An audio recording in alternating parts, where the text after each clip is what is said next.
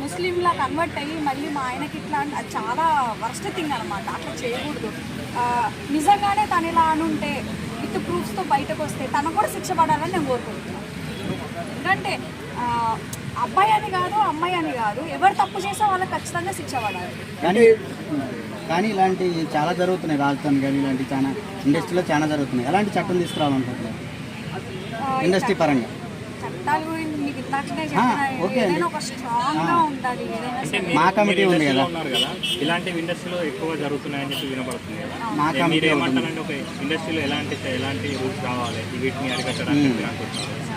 So ఏంటంటే ఇప్పుడు junior ఆర్టిస్టులు ఉంటారండి, పొద్దున్నే లభిస్తారు. పాపం 4ంటికి రమ్మంటే 4ంటికి వస్తారు, 5ంటికి రమ్మంటే 5ంటికి వస్తారు, నైట్ 10ంటి దాకా చేస్తారు. కానీ ఆ సందర్భాలలో ఏ షూట్స్ అయితే జరుగుతున్న సందర్భాలలో చాలా ఇన్సిడెంట్స్ నేను నా కళ్ళారా చూసిన.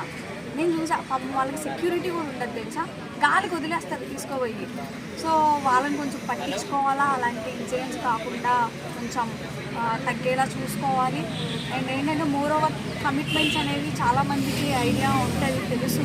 సో అలాంటివి కూడా పాపం, ఎందుకంటే ఆడపిల్లల జీవితాలండి, ఆడపిల్లలు అనే కదా అబ్బాయి. ఇండస్ట్రీలోకి వచ్చే అమ్మాయిలకు మీరు ఎలాంటి సలహాలు ఇస్తారండి? సో ఏంటంటే ఈచ్ అండ్ ఎవ్రీథింగ్ ఫస్ట్ వాళ్ళ ఫ్యామిలీకి అప్డేట్ చేసుకుంటూ ఉండాలి, వాళ్ళు ఏం చేస్తున్నారు ఏంటి అన్నది. ఎందుకంటే రాడ్ రియాలిటీలో వాళ్ళ పేరెంట్స్ తప్ప ఎవరు టేక్ కేర్ చేసేటోళ్ళు ఎవరు ఉండరు. సో జాగ్రత్తగా ఉండాలనే చెప్తాను నేనైతే. అంటే ఇప్పుడు ఇండస్ట్రీలో కాస్టింగ్ ఇది ఉంది సార్, కాస్టింగ్ కోచ్ అని, దీని గురించి మీరు ఏమంటారు? నిజంగా ఇలాంటివి ఏం ఐడియా లేదు. ఇప్పుడు మా ఉంది కదా, మా అధ్యక్షుడు మంచు విష్ణు, ఇలాంటి వాళ్ళు ఎలాంటి చర్యలు తీసుకోవాలండి? అంటే మా యూనియన్ ఆర్టిస్ట్ల ప్రెసిడెంట్ కదా, నన్ను ఇలా తను చేశాడు, అలాంటి చట్టాలు తీసుకొస్తే బాగుంటుంది. చాలా బాగుంటుంది అది. ఇంకా ఎందుకంటే చాలా మంది పరువు కోసం చెప్పుకోరు కదా. అవును, చాలా మంది అయితే నిజంగానే పరువు కోసమే చెప్పుకోరు, వాటి కోసమే బయటకు కూడా చెప్పుకోలేని అన్నీ ఉంటాయి. సో మంచి అంటే చెప్పాలి, ఇలాంటి ఇన్సిడెంట్స్ ఏమైనా జరిగితే ఎవరైతే దానికి సంబంధించిన వ్యక్తి ఉంటారో వాళ్ళకి చెప్తే నిజంగా క్విక్ ఆన్ ద టైంలో క్విక్గా రియాక్ట్ అయ్యే సెక్షన్స్ అవన్నీ తీసుకురావాలి. అంటే ఈ అమ్మాయి ఎవరైతే బాధితురాలు ఉన్నారో ఆ అమ్మాయిని సినీ పెద్దలు ఆమెను కాంప్రమైజ్ చేయడానికి ట్రై చేస్తున్నారు, అందుకనే బయటికి వస్తలేరు ఇప్పటి వరకు అని ఒక టాక్ ఉంది. ఏది అమ్మాయా? ఆ అమ్మాయిని అంటే ఎవరైతే కేసు పెట్టిరో నేనైతే అసలు తీసుకోవద్దని చెప్తా. ఎందుకంటే ధైర్యంగా ఉండాలా, ఎందుకంటే నీ మీద అట్లా చేసిరని చెప్పేసి నువ్వే కేసు పెట్టినావు కాబట్టి వెళ్ళి డైరెక్ట్గా. సో నువ్వు ధైర్యంగా ఉండు. ఫస్ట్ థింగ్ ఏంటంటే అది నిజంగా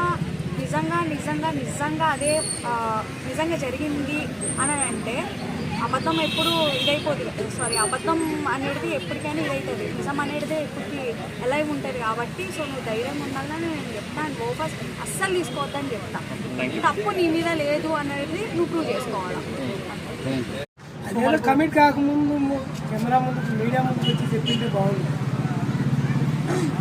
ఎవరైతే ఇప్పుడు చాలా మంది ఎవరైనా సరే ఏదైనా ఇన్సిడెంట్ జరిగితే సోషల్ మీడియా దగ్గరకు వచ్చి చెప్పుకుంటారు, అది అవసరమే లేదు. ఎందుకంటే చట్టాలు ఉన్నాయి కాబట్టి ఫస్ట్ దాని పరంగా వెళ్ళాలి. నేను ఆఫ్టర్ మీడియా ఫస్టే కంప్లైంట్ ఇవ్వచ్చుగా అంటే నేను చెప్తున్నాను కదా, చాలామంది భయపడతా ఉంటారు.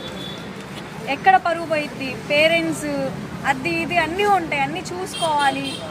ఇప్పుడు వచ్చిన ధైర్యం అప్పుడు ఎందుకు ఉంటాయి కదా బాధలు అవి ఇవి అన్నీ గుర్తుపెట్టుకోవాలా, మర్చిపోకూడదు. ఎందుకంటే మంచితనం అనేది ఒకటి ఉంటుంది, దాన్ని చంపుకొని రాంగ్ వేలో కన్వే చేస్తే ఎలా ఉంటుంది, అంతే కదా. Okay ma'am, thank you.